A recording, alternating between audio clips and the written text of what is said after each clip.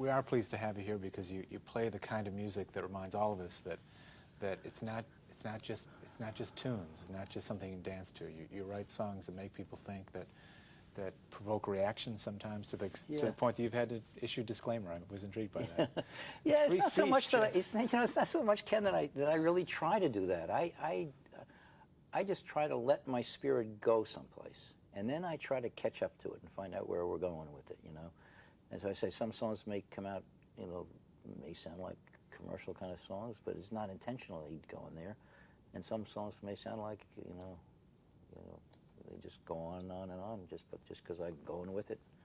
Kind of writer that doesn't think too much about what he's writing about. You know, I just kind of let stuff come out. So when I went da da da oh, and then it came out, wow thing, I think I love you. Well, that's what came out. It wasn't like it wasn't at all cerebral. That's right. And it's what to me this business is all about.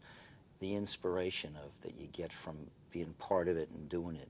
I mean, it was the same when I was a kid, when I knew I wanted to get in the music business. It all came from my mother and father babysitting me at a Broadway play, at a musical, My Wild Irish Rose. I remember after I left the theater, I didn't want to talk to anybody. I had this chill up and I knew then that music was going to be everything to me, you know. In the middle of my recording career, all along, even when I wrote the hits, I was still making 1 or 2 bets a day at the racetrack, and I was very successful at that. I just wanted to write stuff that made me feel something, you know, like on Road Angel of the Morning. God, I wanted to write I loved the passion of that thing. A lot of my songs are very passionate about friends and people like that. So if I get into that, really into those kind of songs, I get very choked up, you know.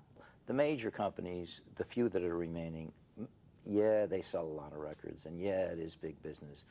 But because the business has had to kind of get a clean slate,